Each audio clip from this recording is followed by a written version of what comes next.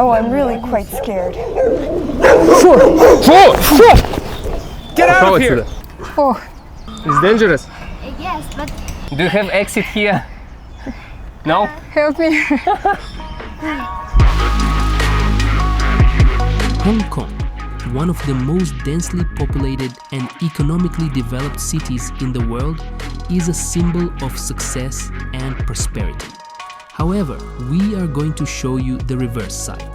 3 the most terrifying and at the same time fascinating places: the outskirts, the floating village, and an apartment with only 1 square meter of space for each tenant.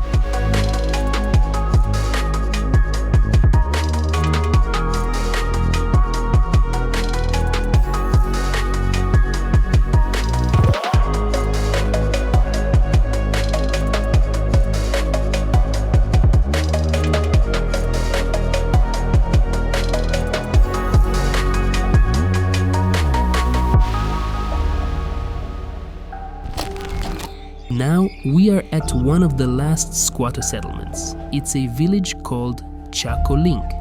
It's unique because it's the only remaining favela in the city. Most likely, at the time you are watching the video, it's already gone. That's why we can call these shots unique. Let's take a walk around its streets. Just take a look how people can live in one of the seemingly richest and the most expensive cities in the world. I looked through the door and saw what conditions this man lives in. Just take a look. He has only 1 room, and appears that this room is everything for him. Both his bedroom, his kitchen, and, judging by the smell, his closet. But nice cat lives here though. Are you living here? You live here? Ah, okay, good. Thank you. Judging by these conditions, people do everything here. Live, sleep, and eat. The place is cluttered. Everything is very old. We felt awkward disrupting this quiet life. We made an effort to be polite though. We just said that it's a squatter settlement. Who are they anyway? Let's find out. Squatters are people who escaped from different regions of China and Asia to Hong Kong back in the 19th century. They were illegally occupying empty spaces and building houses there out of everything they could find. When the flow of immigrants increased and a housing crisis began, the locals started to join the squatters. We will tell you about it a bit later.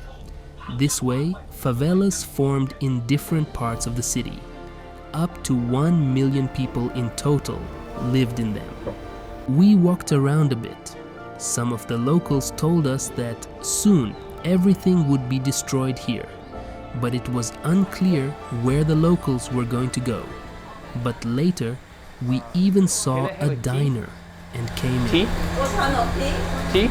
Tea. What kind of tea? Just Green tea, green tea. Chinese tea, yeah, some tea.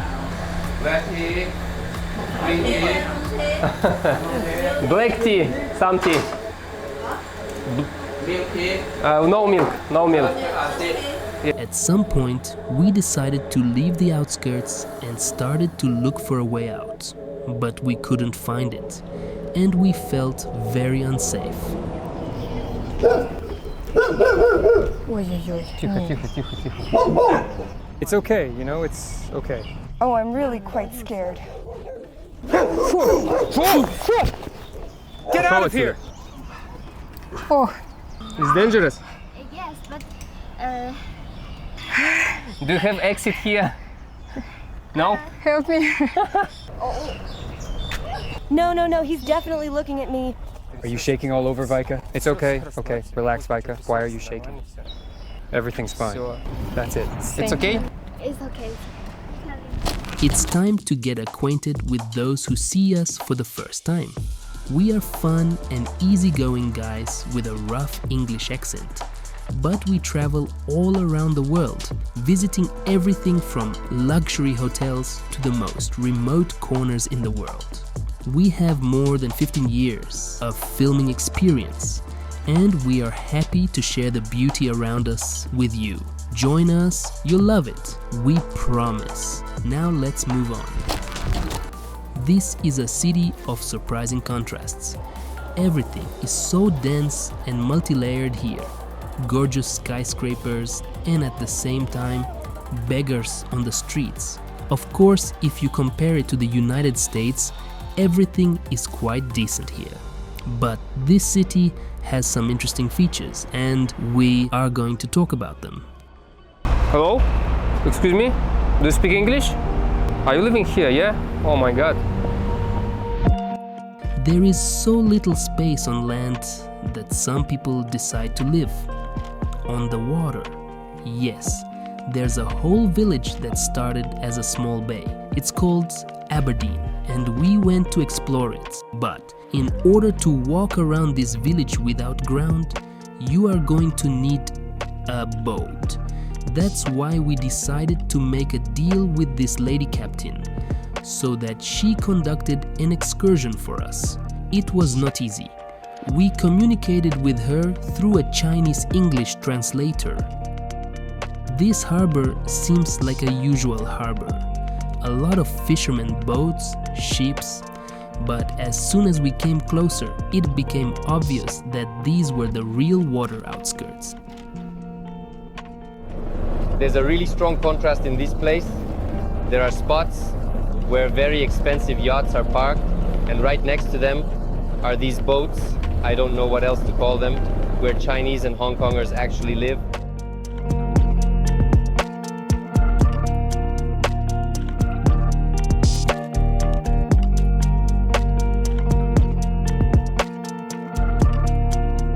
But why did people choose to live in this place where it's cold and wet all the time? Actually, everything comes down to the cost of living here and to what these people do. Most of them are just fishermen or worker at the harbor. We even got on a fishing boat that just came from the sea, fully loaded with fish. Какие-то малютки. Какие-то малютки тут.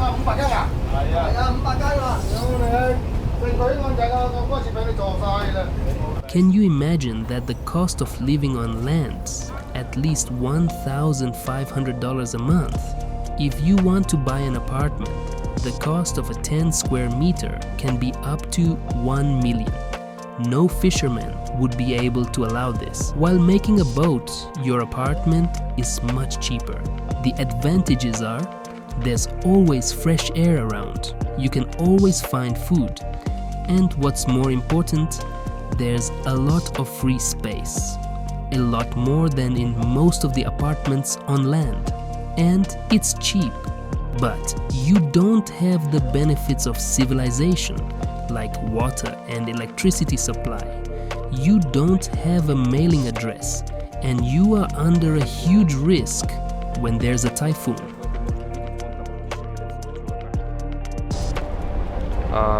These are the small boats where people also live. I feel like I'm in a horror movie about the apocalypse. We approach the industrial building where they make ice and everything looks rusty and scary, especially with the clouds and rain in the background. So wow.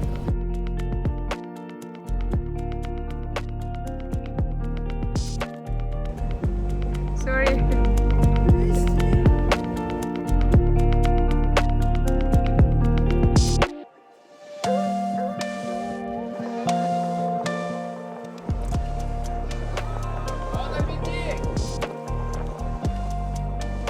We got cold and tired and decided to find a place to stay. We booked a hotel. Our budget was limited, so we found a room for $30. Actually, this is not the cheapest price. For example, in Vietnam or Philippines, you can find a decent hotel with a great view and service for this price. But not here. In Hong Kong, we booked something different.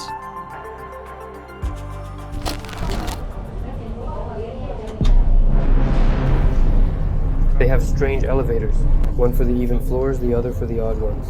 So there wouldn't be any congestion. Human. Here's the hotel, and the reception is just somewhere over there. Actually, it was really fine as we entered. At the corner. This is the beautiful and spacious courtyard here. Dim. Come on, hurry up, really. It's a joke. What do you mean it's a joke? I'm serious, I booked a hotel here. Honestly, I'm really tired. Come on, don't film. Let's go. I know, I'm looking for the reception. Во, Торонто.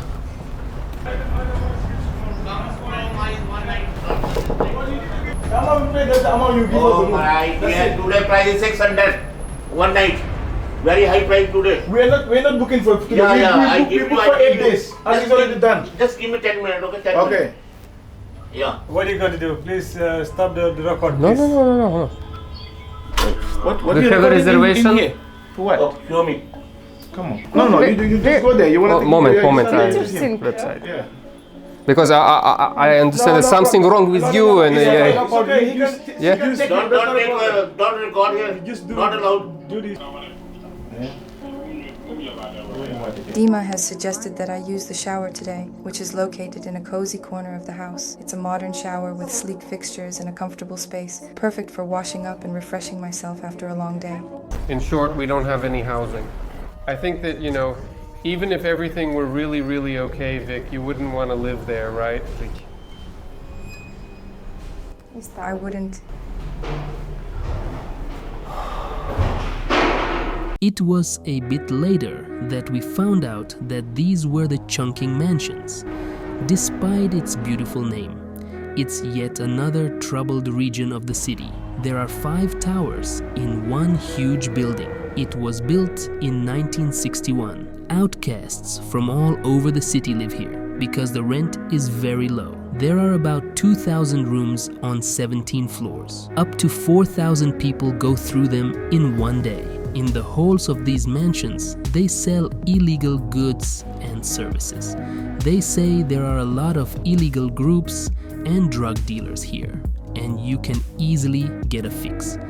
And of course, sex workers live here. As a result, we decided not to be greedy and rented a room for $80 in the island part. You'll see in the next episode what we did there and how we spent time like ordinary tourists. Don't forget to subscribe, like and click the bell button in order not to miss our next episodes. What happened to Hong Kong? Why did it become so expensive that instead of prosperity, a housing crisis is raging?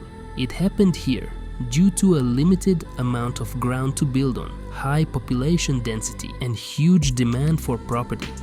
These factors have worsened by the slow pace of construction, market speculations, and increased capital inflow from China. The issue is that housing prices are the highest in the world here. The apartments are crowded. A lot of people live in cage-like rooms a couple of square meters in size, and social inequality is increasing. Finally, we are at the most tragic part of our film, the wound of the city that locals don't like to discuss and the government doesn't want to solve once and for all. Coffin-like houses, cage-like apartments, unhuman living conditions of a lot of people are just shocking. But before we will start looking for such apartments, let's figure out how all of this happened. This is an apartment, 1.5 square meters. Such apartments appeared as a response to the huge housing shortage and high real estate prices in the city. They are usually created by dividing standard-sized apartments with barriers to a lot of small sections, or even cages, like animal cages. People with low income, including retired people, drug addicts, or low-qualified workers live in such conditions. They pay $250 a month for such apartments. They usually belong to individual owners who divide their property in a lot of small sections which they rent. By laws of Hong Kong, such facilities are classified as rooms for leisure, and the owners have to get a special license to rent them. Guys, stop here by the for sale sign. It turns out that, for example, this apartment is 28 square meters. It looks just like absolutely total garbage. It costs 30 million rubles. Guys, that's 30 million rubles. I have been looking for an apartment in a certain neighborhood for a long time, but people didn't want to help me. Private life is strictly guarded, and people don't really want to show their suffering. But even walking the stairs and hallways and looking at the doors behind, which there are cages, is unpleasant in itself. Can you tell me where can I find these houses? Sorry, Don't know? Ah, okay. Excuse me, where can I find this? No. Where? No.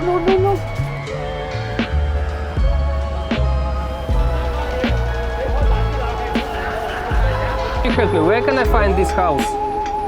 Cage house. Here. Bangkok.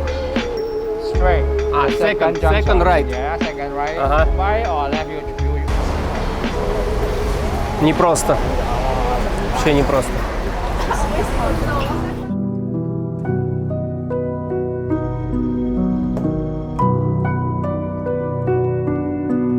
Where can I find these houses? Cage house. Excuse me? Can you help me? Sir, excuse me? Somebody here? Finally, I found an apartment that portrays these conditions. Unfortunately, it was like exhibit. People used to live here before, and somebody decided to make a museum out of it. But this is more than enough to understand that conditions are brutal. Well, here's how the family lives in this particular location. Here's their toilet, which is quite basic and functional. Here's the shower, where they clean themselves daily. It's more or less clean here, as you can clearly see. Cooking fan. And when the guys use the shower, obviously, there's no exhaust here. It's really stuffy here. Everything is like this here. This is how it all looks, essentially, in the grand scheme of things. Ultimately, when you consider everything, this is how it all looks. I've been here for 5 minutes, and I'm already soaked. And the guys pay for this. $250. Normal dollars, $350. And the family pays for these 10 square meters here. This contrast reveals the difficult reality of Hong Kong to us. But despite the financial troubles, people try to preserve their culture. They remain united and strive for a better life. This city is definitely worth visiting. Remember how in the beginning of the episode we visited squatter settlements? So we met a Filipino houseworker there, and she told us so important thing. Ah, you're working here? Ah, but a lot of people living here like a home, yeah? What can you tell about this place? Because they're good. It's a good place, yeah? But It doesn't matter it doesn't matter that it looks like old, yeah? The people good here. Ah, that's the important thing, yeah? Yeah, cool.